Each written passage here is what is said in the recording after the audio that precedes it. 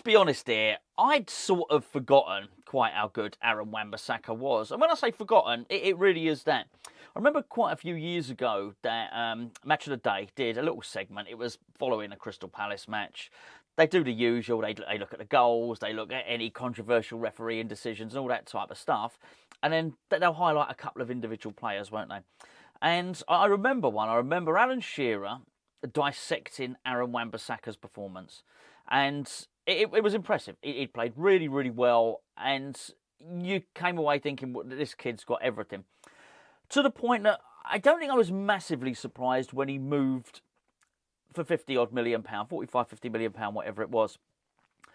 I don't think he'd been around long enough to be massively hyped, but everybody was aware that this was, sort of the young up and coming right back, who was probably at the time, because he was going to go on and get an England cap, was going to represent England for years to come. We had an embarrassment of riches, England at right back, and if he wasn't going to, it was going to be more to do with Kieran Trippier being there, with Trent Alexander-Arnold coming through. I'm not sure Reece James had quite come through at that point, but it was looking like England would have an embarrassment of riches at right back. I think he then moved on to Manchester United, and I don't. Whilst I was just about to say I don't watch much of Man United, I watched them yesterday against Liverpool. I never felt that he was a superstar there. He didn't go on to become what I thought he might do. So I think he possibly settled into, in my view at least, being this defender who had a highlight reel of really excellent recovering tackles, but not really providing much else. So I didn't think too much about it when we were being linked to him. And if you remember, it was going to be £10 million, it was going to be £15 million, it was going to be £18 million. He needed a payoff and he needed a settlement from Manchester United. And I think I certainly thought at the time, well, okay, 15 million. It seemed about right. I wasn't looking at it thinking, that would be a bargain. If we could get him, that would be absolutely amazing. He's just turned out to be far better than I ever thought he was, really. And I think he's exceptional. Looking back, I think certainly at the transfer window, there's been a number of them that stood out, but I can't really sit here, having done videos all the way through the transfer window, and tell you that I thought Aaron Wan Bissaka, he'll be the one that makes a difference. But you know what? I think he will. That's not to suggest anybody else won't be, but he just looks absolutely incredible. And I'm now looking at it thinking, well, we've got a bit of a bargain there. And sometimes you just catch people at the right times in their career, don't you? Because obviously he's 26 now, which means he'll be 27 next. If we really wanted to sell him on, then I guess there'd be some sort of resale value there. But I don't think we do want to. And I think sometimes it's like that perfect storm that you sort of get with Wilfried Zaha. It was a good comparison because he went from Crystal Palace, went to Man United, and unlike Wan Bissaka, he didn't notch up the number of appearances that he certainly did. But I think after he left and went back to Crystal Palace, as skillful as he was and as good as he was at Crystal Palace, I think maybe the other clubs would be looking at him and thinking he's not going to do it. Arsenal, I know Arsenal were linked to him, but be it Arsenal, Man City, Liverpool, whoever might have looked at him and thought, actually, can he make it at the big club? He's had his chance and his chance has gone. And I just wonder if we might well have really lucked in with Wan Bissaka, because there's no doubt about it at all. He's good enough to play for these big clubs. I think he's absolutely magnificent. I really do. Absolutely buzzing to see him play more, actually. But anyway, what I'm going to do now is I'm going to introduce you a little segment of myself and Gio from our player ratings video talking about Wan Bissaka. Player ratings is something we do after every single West Ham game over on our Patreon channel, which is basically our third West Ham channel. Patreon is a great way for you guys to support Hammers Chat. We've got 3 separate tiers, but best of all, we've got a 7-day trial at the moment. I'm going to spend ages going on about it. Have a look now. Obviously, we discuss every player in depth on player ratings. We then give them a mark out of 10, and at the end of it, everybody joins in. We've got a big community over there, and everybody joins in and gives their hammer. We basically get our organic hammer of the year based on player ratings throughout the season. So here's what myself and Gio had to think about Aaron Wan Bissaka during the game against Manchester City. If you want to go and give Patreon a little look, links in the description below, patreon.com/hammerschat. So yeah, I really got 6. I'm happy enough from what I've seen from him. Moving on to Aaron Wan Bissaka. Yeah, I just think he's incredible. I'm going to do a video about him later. I've just been a bit tied up with stuff, but I'm amazed. I'm absolutely amazed by him, actually. Ironically, he didn't start the game particularly well because he was so narrow again, and he was constantly having to rush out and close that space that was between. Well, it was Grealish for large parts of it, but that's not him. That's positionally. I think it's something we're going to continue to talk about. It's just how Lopetegui wants to play. But from the very start of the game, I've joked about it a couple of times, but the first 4 minutes were scintillating, right? I know it sounds ridiculous, but I felt like I got a window into what maybe we're going to be doing in the future, hopefully. And he was so far in advance of Bowen at points, not just during the press, which he was there, but also when we had possession of the ball as well. Look, he actually showed us a couple of, everyone's seen in the past the highlight reel that he has of recovering tackles, right? We saw some of that. You got the recovering tackles. There was a couple of really good ones in this game as well. But he's a menace going forward. He's going to get some assists. He's going to score a goal. He's not going to be Soufal, who never gets to score a goal.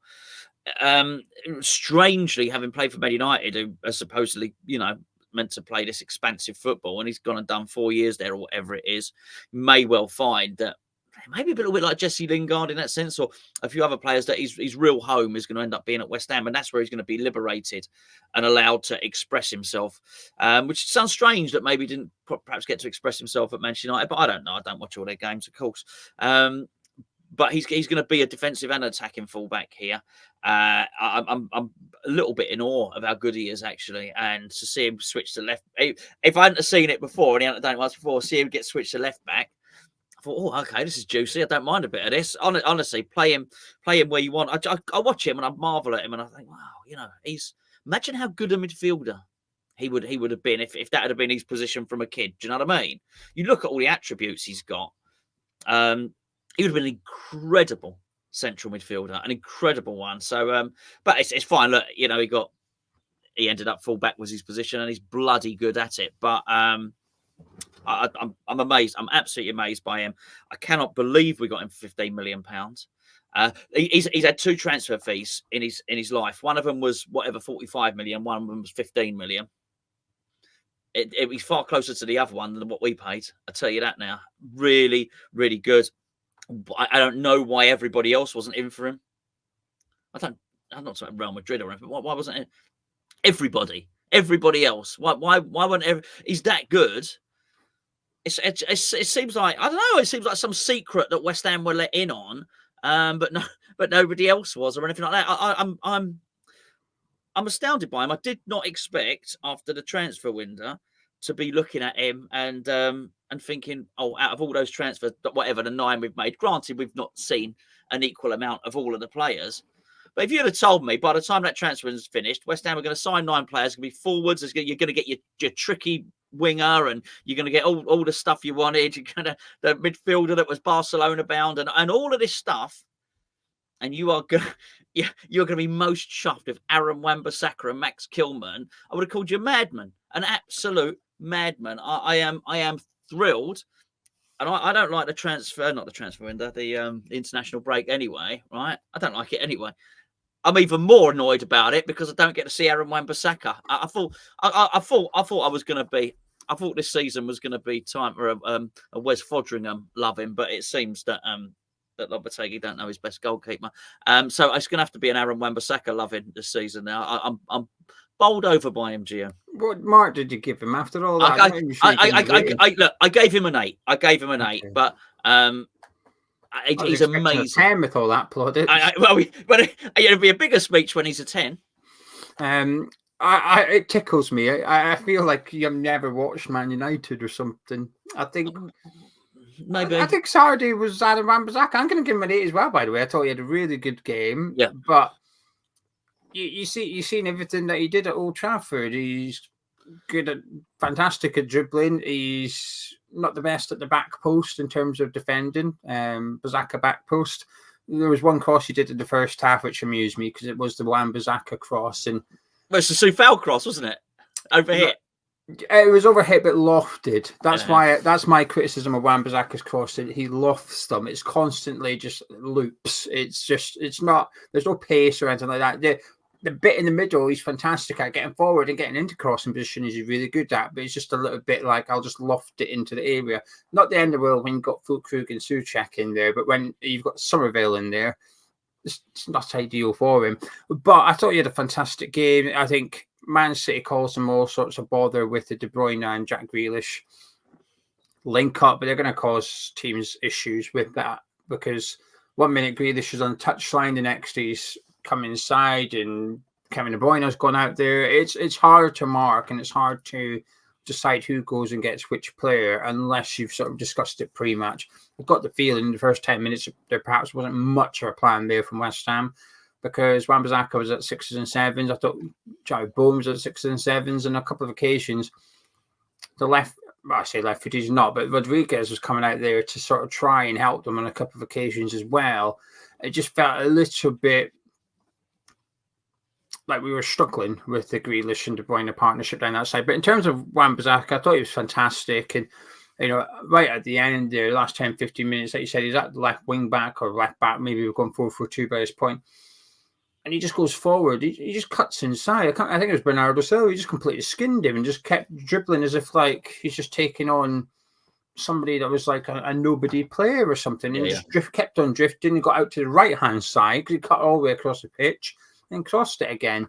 My man of match, I'm going to give somebody else an 8, but Wan Bissaka was man of match for me. I thought it was absolutely fantastic. Why was nobody else in for him? Because not every team, A, spends 15 million on a right back, B, needs a right back, and C, he's on hefty wages. I'd imagine if you take us and Newcastle away and Villa, I'm not sure there's any other club in the Premier League, as in below us, spending maybe 100 grand a week on a right back. I'm not sure there is. So financially, it's costly.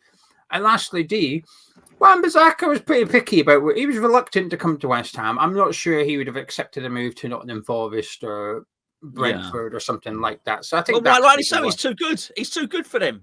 Yeah, I don't blame him either. I just don't think that many clubs could have got him. But I think he's at the right club. Mavropanos.